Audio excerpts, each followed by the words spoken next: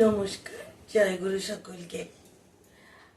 এই যে আমাদের যে মানুষ ইতিহাস বা আমাদের যে ধর্মীয় ইতিহাস, সেই ইতিহাসকে যদি আমরা তাকাই তাহলে আমরা দেখতে পাই যে আমাদের যে যুগ পুরুষোত্তমেরা বা মহামানবেরা তারা এই কলিযুগে বারে বারে এসেছেন। তো আমাদের স্বভাবতই মনে প্রশ্ন জাগে যে কলিতে কেন যুগ পুরুষোত্তমেরা বারবার এসেছেন। তো এই প্রশ্নের জবাব যদি আমাদেরকে জানতে হয় তাহলে আমাদেরকে কিছুটা পিছনে যেতে হবে। আমাদেরকে ভারতীয় যে ইতিহাস, সেই ইতিহাসের পর্যালোচনা করতে হবে। তো আমাদের কলির যে শেষ 3 যুগ অবতার পুরুষ তারা হলেন চৈতন্য মহাপ্রভু, রামকৃষ্ণ পরমহংসদেব এবং পরম প্রেমময় শ্রী শ্রী ঠাকুর অনুকূলচন্দ্র।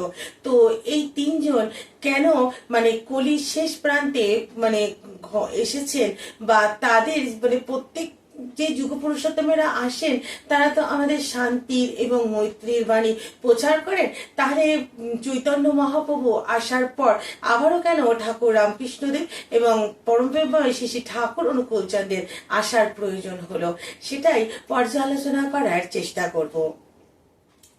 প্রথমে বলি যে আমাদের যে ভারতীয় সমাজ বা ভারতীয় সভ্যতা, সেই সভ্যতার দিকে যদি আমরা তাকাই তাহলে আমরা দেখতে পাবো যে চৈতন্য মহাপ্রভু প্রায় আজ থেকে 600 বছর আগে এসেছেন। সেই সময়কার যে জীবনাদর্শন ছিল, সেই সময় যে হিন্দু ব্রাহ্মণেরা প্রচন্ড গোঁড়া ছিল এবং জমিদার এবং যে সামাজিক ব্যবস্থা ছিল সেখানে পড়ে আমাদের মতো সাধারণ মানুষদের মধ্যে ধর্মের যে পর্যালোচনা বা ধর্মের যে জ্ঞান সেটা কখনোই সম্ভব হচ্ছিল না। তাই মানুষকে নতুন করে ধর্মকে জাগাতে এবং ধর্মকে বোঝাতে চৈতন্য মহাপ্রভু আসলেন। এবং শুধু আসলেনই না, চৈতন্য মহাপ্রভুর যে রূপ, সেই রূপটাকে আমরা সকলেই রাধার সঙ্গে তুলনা করি। কারণ রাধা যেমন কৃষ্ণকে পাওয়ার জন্য উন্মাদিনী হয়ে ছিলেন, এবং রাধার জীবনে যেমন কৃষ্ণকে পাওয়া ছাড়া আর তার জীবনের কোনো অস্তিত্ব ছিল না, চৈতন্য মহাপ্রভু কিন্তু ঠিক সেভাবে কৃষ্ণকে পাওয়ার যে আকুল আকুতি তাই নিয়েই ধরাধামে আবির্ভূত হয়েছিলেন। তাই তিনি ধর্মের যে গোড়ামি, ধর্মের যে বাজ বিচার, ধর্মের যে প্রত্যেকটা জিনিসেরই তো কিছু খারাপ ভালো থাকে, তো সেই সময়কার মানুষেরা কি করেছিল, ধর্মের প্রচুর নিয়ম কানুন বেঁধে দিয়েছিল। তো সাধারণ মানুষের জীবনে ধর্মে প্রবেশ করা বা ধর্মকে নিয়ে জীবনে চলাটা খুব অসহীন হয়ে পড়ছিল। তাই চৈতন্য মহাপ্রভু আসলেন প্রেম এবং ভালোবাসার দ্বারা প্রত্যেকটা মানুষের মধ্যে তিনি প্রেমকে জাগালেন এবং বৈষ্ণব ধর্মকে প্রতিষ্ঠা করলেন।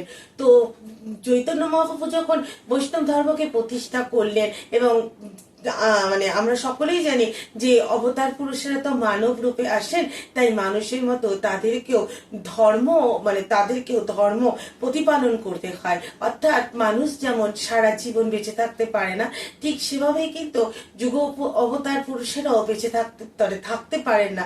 তাদেরকেও একটা সময় তাদের ধরাধাম ছেড়ে, পৃথিবীর মাটি ছেড়ে তাদেরকে চলে যেতে হয় তাদের অমৃত লোকে।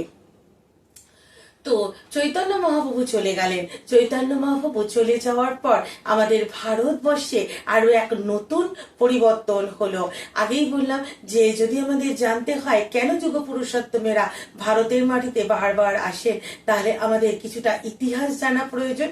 চৈতন্য মহাপ্রভু চলে যাওয়ার পর ভারতবর্ষে মুঘল সাম্রাজ্য প্রতিষ্ঠিত হলো, এবং মুঘল অর্থাৎ মুসলিম ধর্মের লোকেরা বা মুসলিম সম্প্রদায়ের মানুষেরা এই সমাজে প্রতিষ্ঠিত হতে চাইল। তাই মুসলিম এবং ভারতীয় এই দুটো ধর্মের সংঘাত দেখা দিল। এই দুই ধর্মের সংঘাতে পড়ে মানুষ যেন তাদের নিজেদের অস্তিত্বে বিলীন হয়ে যেতে থাকলো, এবং এই বিলীন হয়ে যাবার ফলে আবারও নতুন করে এক যুগ পুরুষোত্তমের আবির্ভাবের অপেক্ষা করতে থাকলো মানুষ।